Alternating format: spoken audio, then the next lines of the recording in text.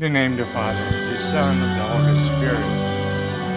The Lord be with you. And with your spirit. Prepare ourselves, celebrate sacred mysteries.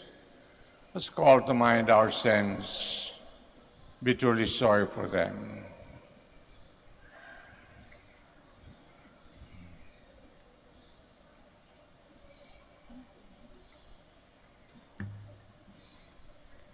I confess, Almighty God, And to you, my brothers and sisters, that I have greatly sinned in my thoughts and my words, in what I have done and what I have failed to do, through my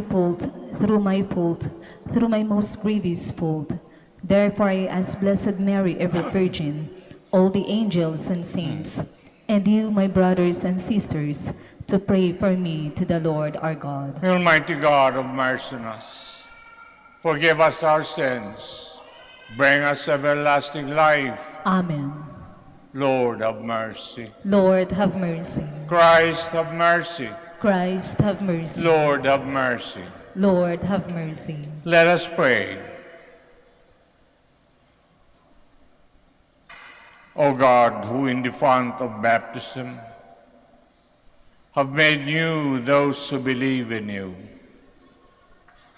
keep safe from those reborn in Christ, that defeating every onslaught of error, they may faithfully preserve the grace of your blessing.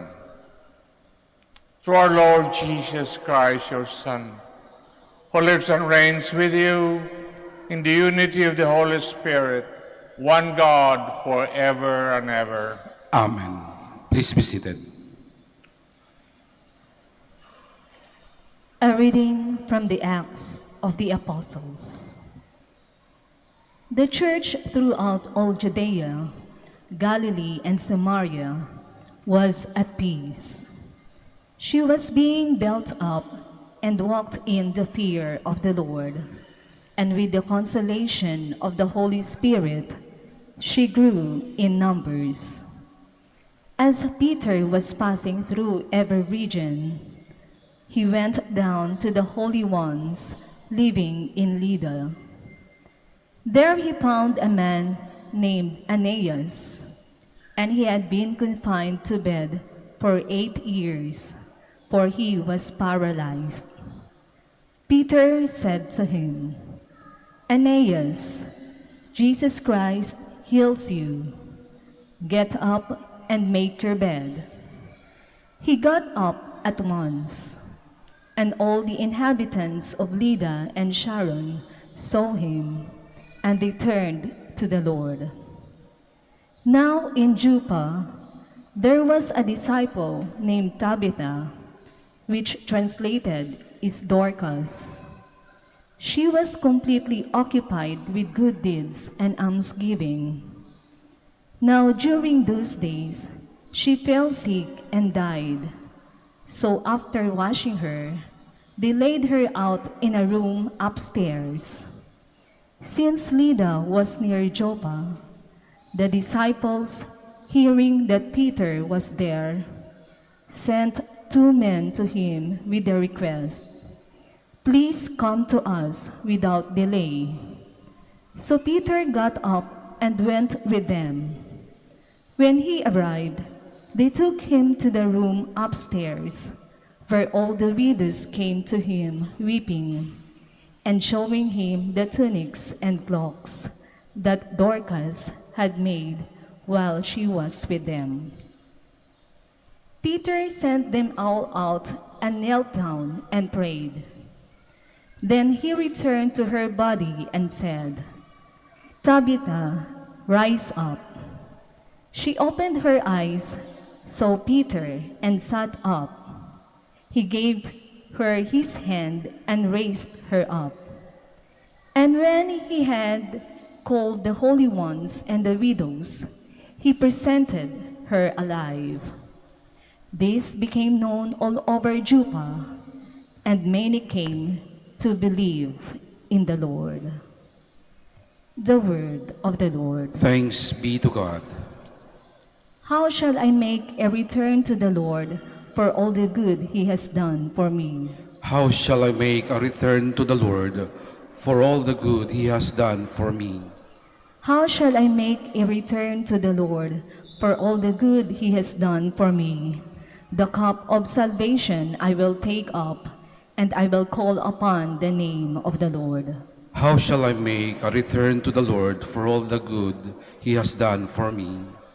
My vows to the Lord I will pay in the presence of all his people.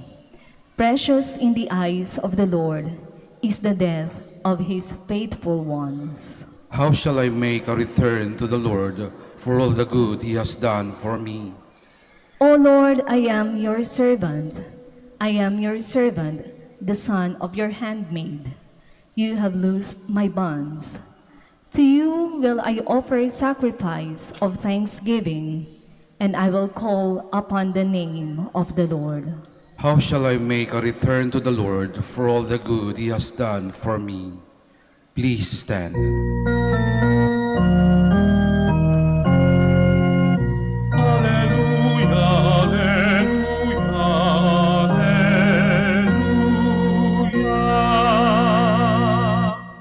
Your words, Lord, are spirit and life. You have the words of everlasting life.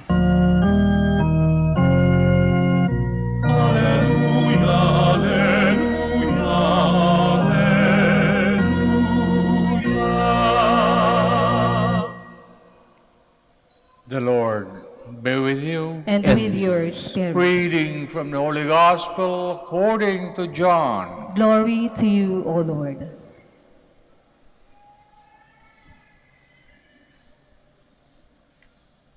After hearing this, many of Jesus' followers said, "This language is very hard. Who can accept it?"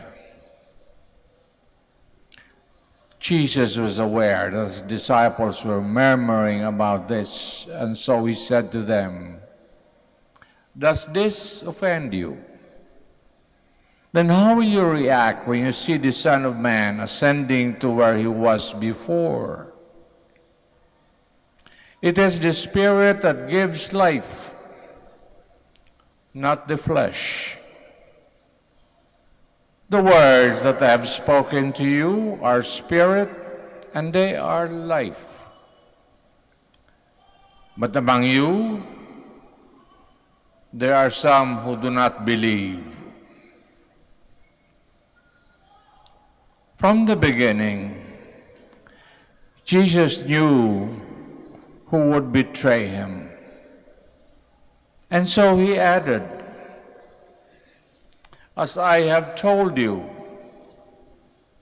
no one can come to me unless it is granted by my Father." After this, many disciples withdrew and no longer followed him. Jesus said to the 12, "Will you also go away?" Peter answered him, "Lord, to whom shall we go?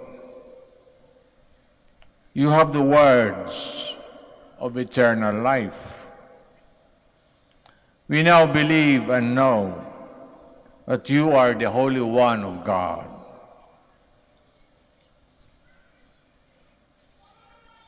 Brothers and sisters, the Gospel of the Lord. Praise to you, Lord Jesus Christ. Please be seated. Gandang umaga po ulit sa kanilang lahat. Say good morning to each other, katabi nyo. Nandito tayo sa harap ng Blessed Sacrament. Dapat wala tayong alitan.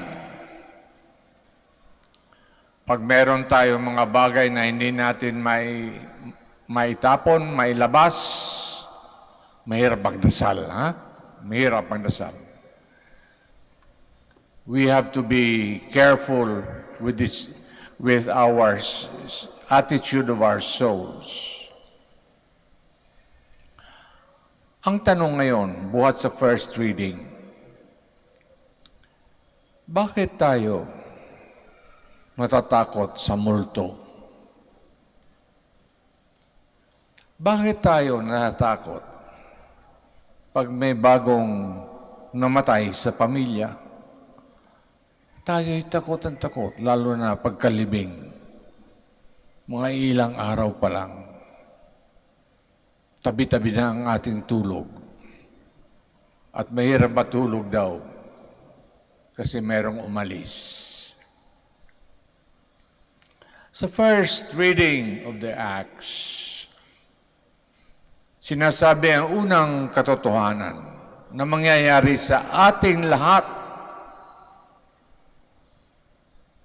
Lahat ng bagay may katapusan. Pati tayo matatapos dito sa mundo. Nandito tayo sa mundo only for a short while. Sandali lang. Anong leksyon doon? Huwag tayong sakim. Huwag tayong sakim. Kasi pag nililibing tayo, pinapasok tayo sa kabaong, wala tayong dala. Wala. Kung minsan sinisilip ko ang patay, yung iba may sapatos pa, yung iba wala na. Mahirap magsapatos sa malamig matigas na yan. Pero yan ang katotohanan, unang katotohanan na sinabi sa Acts of the Apostles, first reading. Lahat may katapusan. Kaya huwag tayo magyabang. Matatapos din yan. Maski manalo ka sa eleksyon, maski maubos ang pera mo sa kakabigay sa tao, sinuhulan mo lahat, matatapos din yan. Pangalawang katotohanan,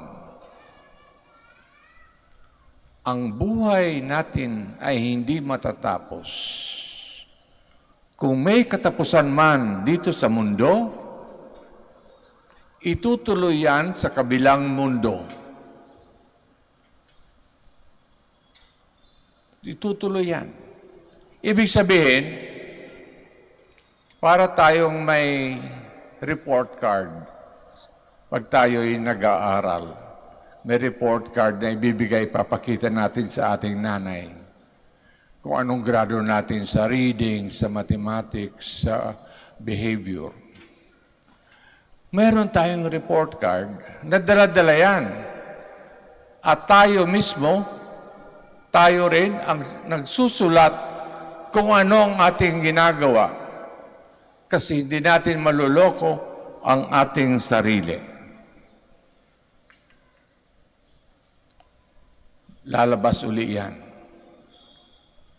Kaya ang leksyon dyan, be honest. Basta gaano mong itago ang iyong kalokohan, lalabas din yan. Maski gaano kang bumubulong sa chismis. Kita mo kung gustong-gusto natin ang chismis. Kita mo, andyan na naman. Yayabang na naman sa kanyang bag. Kasi gaano ang pagbulong natin? Nakalista yan. Pagbabayaran yan. Ibig sabihin, dito sa mundo, nakalista lahat. Kung maganda ang ginawa, nakalista yun. Kung hindi maayos, nakalista rin. So pag-akyat natin sa kabilang buhay, dala-dala natin yung papeles na yan. Bibigay natin sa taas.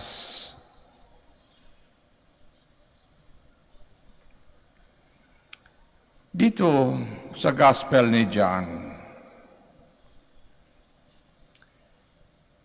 may mga pananalita na ayaw natin marinig. Nagagalit tayo. Mga salitang sinasabi, tinatawag nating nakakasakit. That is with reference to the Gospel of John. Nakakasakit. Masakit bang salita? And the Lord speaks that language today in the Gospel. At yung kanyang mga disipulo na hindi talaga mahal siya, ay nagsabi, nagbubulong-bulungan sila.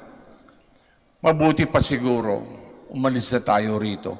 Wala tayong mapapala dito. Nagbubulong-bulungan ang mga peking disciples. Ito ang ating babantayan sa ating sarili. Gaano tayo kumbensido na tayo'y magsisimba? Gaano tayo kumbensido sa ating pinagdarasal?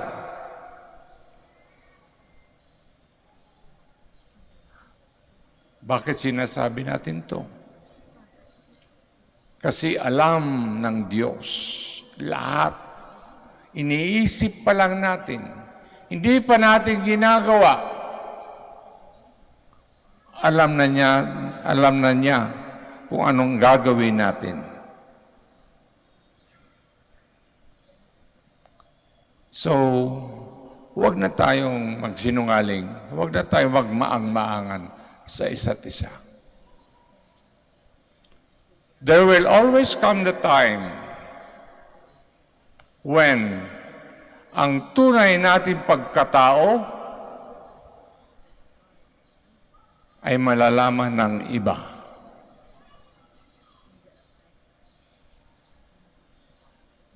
Walang sikreto sa buhay natin. Maski gaano tayong magtago ng ating ginagawa. Ano ang ating dapat gawin? Bantayan natin unang-una ang pinakamataas na dasal, the Holy Eucharist, dito sa Misa.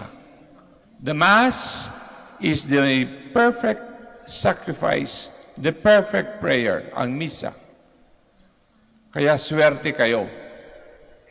Wala kayo rito kung hindi kayo tinawag ng Diyos. Yan ang sinabi sa Gospel ni John. Lord, nandito kami kasi tinawag niyo kami. We are here because we were called by the Lord. Huling leksyon. Kung nandito man tayo, gaano katagal ang ating decision na manatili sa Kanya. Siyempre, hindi tayo perfecto. Maya't maya, matatalison. Maya't maya, madudulas. Maya't maya, magkakamali. God will understand that we are just human beings. Ang importante, we are truly sorry for our sins. So kung meron man Holy Eucharist dito sa Misa na dapat tanggapin natin, pag wala tayong mabigat na kasalanan, pag may mabigat na kasalanan kayo, iwasan niyo magkomunyon. Iwasan niyo para hindi dumoble ang iyong kasalanan. Mangumpisal muna.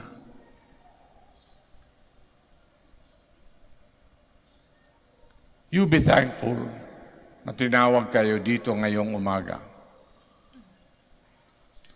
Pasalamat sa Diyos. Always be thankful.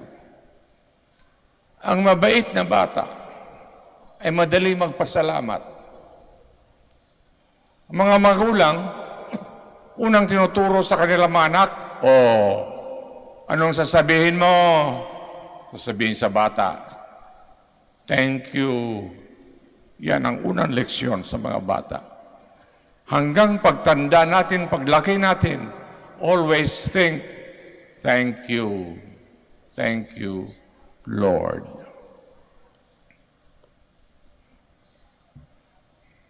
Please stand. Christ brings us the words of eternal life, and we believe. With that faith, we can confidently beseech our Father in heaven to hear the prayers of this community. Ang sagot po natin, Lord, hear our prayer. Lord, hear our prayer. That the leaders of the Church may follow the Lord with all their heart, mind, and strength. Let us pray to the Lord. Lord, hear our prayer. That the leaders of troubled nations may work tirelessly to bring peace and justice to their countries. Let us pray to the Lord. Lord, hear our prayer. That we may realize that God gives us the greatest proof of His love in the abiding presence of the Blessed Sacrament. Let us pray to the Lord. Lord, hear our prayer. That the sick and those suffering from lingering illnesses may find inner peace in the assuring words of Christ. Let us pray to the Lord. Lord, hear our prayer. That the dead may experience the everlasting peace of Christ. Let us pray to the Lord. Lord, hear our prayer. Pagdasal po natin na hindi natin nakakalimutan mangumpisal.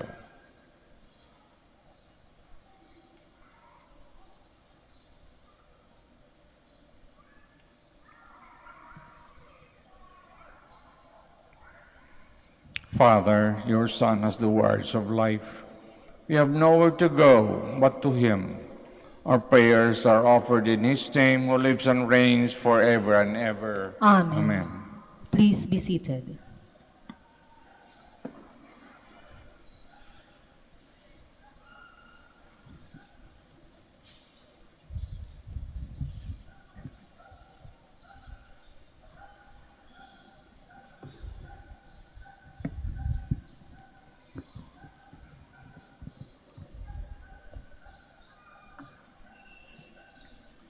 Blessed Lord God of all creation, through your goodness we have received this bread we offer you.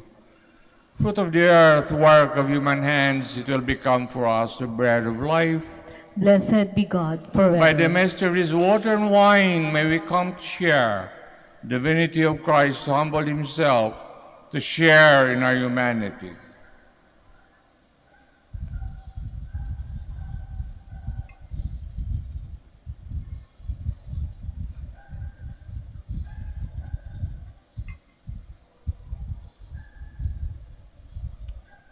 Blessed Lord God of all creation, through your goodness we have this wine to offer. Fruit of the vine, work of human hands, till become our spiritual drink. Blessed be God forever. Lord God, we ask you to receive us. Be pleased with the sacrifice we offer you with humble, contrite hearts.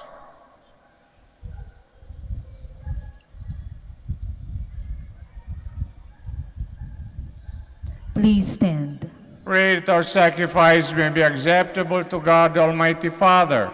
May the Lord accept the sacrifice at your hands for the praise and glory of His name, for our good and the good of all His holy church. Accept in compassion, Lord, we pray, the offerings of your family, that under your protective care they may never lose what they have received, but attain the gifts that are eternal through Christ our Lord. Amen. The Lord be with you. And with your spirit. Lift up your hearts. We lift them up to the Let's Lord. give thanks to Lord our God. It is right and just. It's truly right and just our duty, our salvation, at all times to acclaim you, O Lord. But in this time, above all, to laud you yet more gloriously, when Christ our Passover has been sacrificed. Through him the children of light rise to eternal life, and the halls of the heavenly kingdom are thrown open to the faithful. For his death is a ransom from death, and his rising the life of all has risen. Therefore, overcome with paschal joy, every land, every people exalts in your praise, and even the heavenly powers with the angelic hosts sing together the unending hymn of your glory as they acclaim.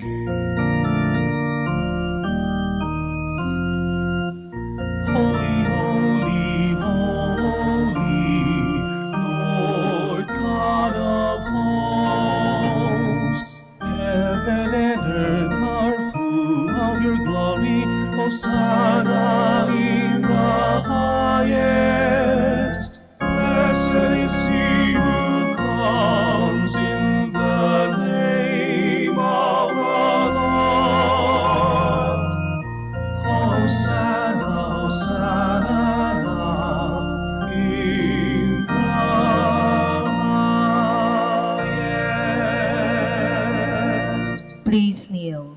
Here indeed, holy, O Lord, the fount of all holiness. Make holy, therefore, these gifts, we praise, and endow your Spirit upon them like the dew fall, so that they may become for us body and blood of our Lord Jesus Christ. At the time was betrayed, entered willingly into his passion, took bread, giving thanks, broke it, gave it his disciples, saying, Take this, all of you, and eat of it, for this is my body, which will be given up for you.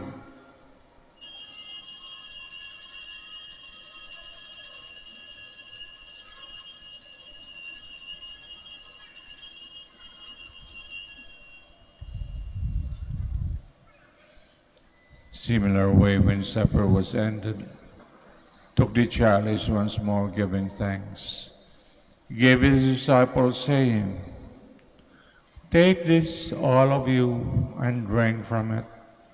This is the chalice of my blood, the blood of the new and eternal covenant, to be poured out for you and for many for the forgiveness of sins.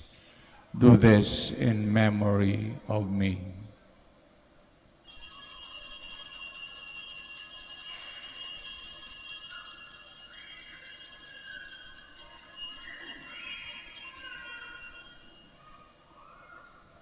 The mystery of faith. When we eat this bread and drink this cup, we proclaim your death, O Lord, until you come again. Therefore, as we celebrate the memorial of his death and resurrection, we offer you, Lord, the bread of life, the chalice of salvation, giving thanks have held us worthy to be in your presence and minister to you.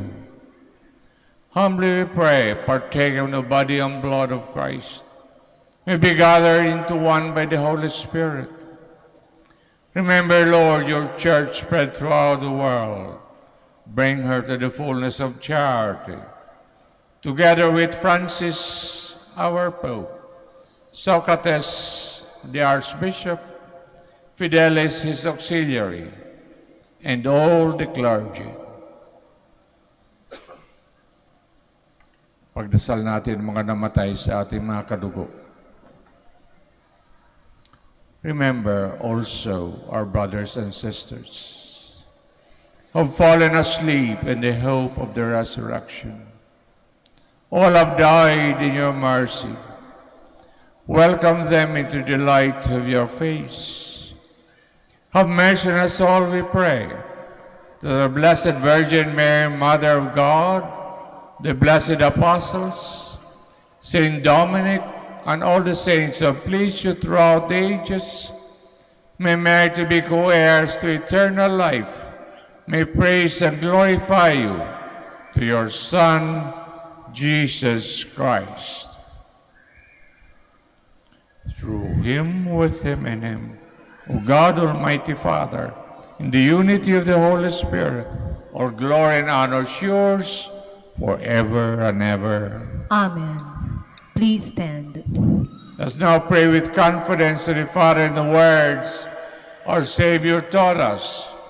Our Father in heaven, holy be your name. Your kingdom come, thy will be done on earth as it is in heaven. Give us this day our daily bread, and forgive us our trespasses, as we forgive those who trespass against us. And lead us not into temptation, but deliver us from evil. Deliver us, Lord, we pray, from every evil. Graciously grant peace in our days, that by the help of your mercy, we may be always free from sin, safe from all distress, as we await the blessed hope for the coming of our Savior, Jesus Christ. For the kingdom, the power, and the glory are yours, now and forever. Lord Jesus Christ said to your apostles, "Peace I leave you, my peace I give you. Look not on our sins, but on the faith of your church, and graciously grant her peace and unity in accordance with your will, who live and reign forever and ever." Amen. Peace of the Lord be always with you. And with your spirit. Let us offer each other the sign of peace. Peace be with you.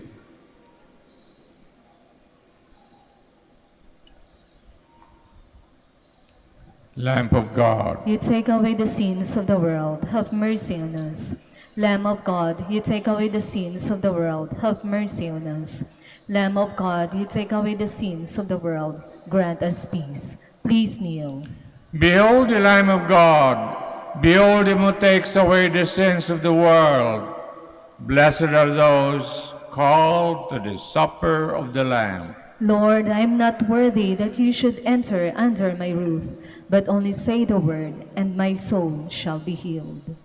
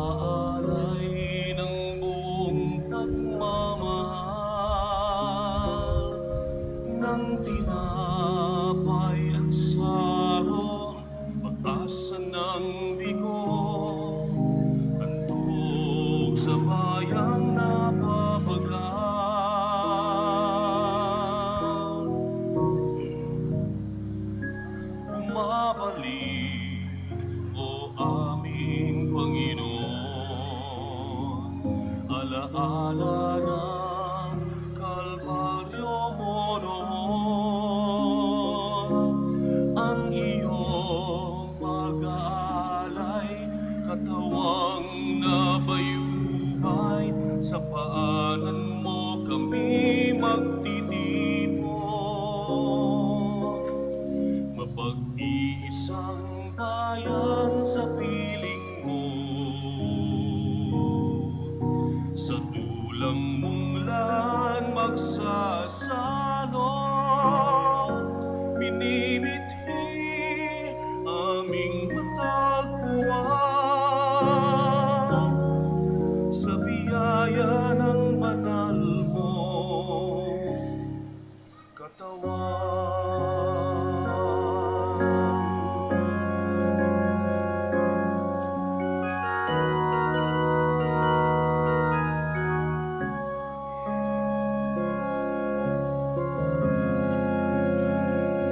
Umaasa, o aming may likha,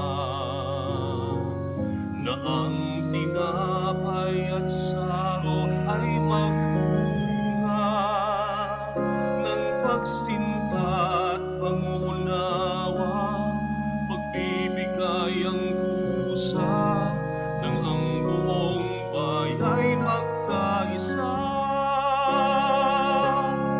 Mapag-iisang bayan sa piling mo,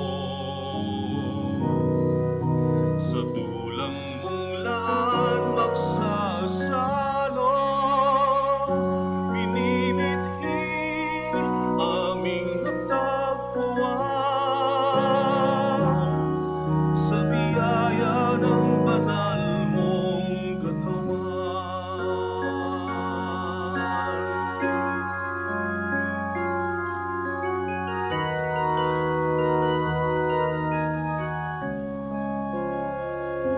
Umaasa, o aming may likha, na ang tinapay at saro ay magbunga ng pagsinta at pangunawa, pagbibigay ang kusa ng ang buong bayay magkaisa. Mapag-iisang bayan sa piling mo, sa dulang mong lan magsasalo, minimithi aming natagpuan sa biyaya ng banal mong katawan.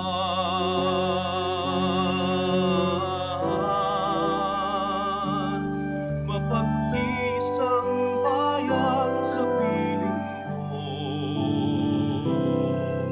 sa dulang mong lan magsasalo, minimithi aming natagpuan sa biyaya ng banal mong katawan. Isang bayan sa iisang dulang, isang alay para sa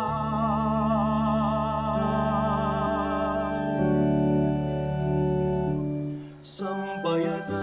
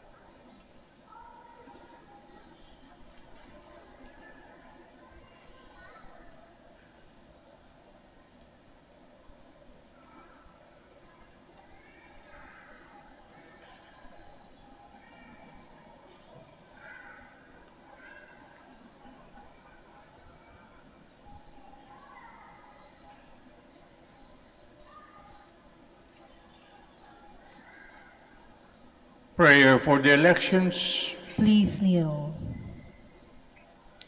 Let us pray that the forthcoming elections may truly reflect the will of the Lord, who guides the destinies of nations.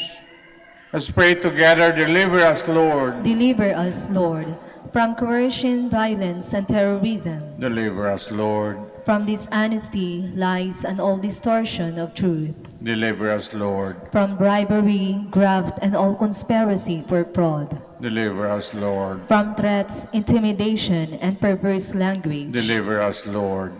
Let's pray together. Hear us, Lord. Hear us, Lord, that conscience may always be our ultimate norm, that the common good may always be our highest goal, Hear us, Lord. that human dignity may be respected all the time, Hear us, Lord. that the poor and the weak may always have the priority, that genuine fear of God and love of neighbors may guide those who seek public office. Hear us, Lord. Let us pray. Shepherd of souls and Savior of all the nations, politics is your gift to us and call to serve others. May our political engagement for voters and candidates bring glory to your loving name. Help us grow in holiness forever and ever. Amen. Please stand. Let us pray.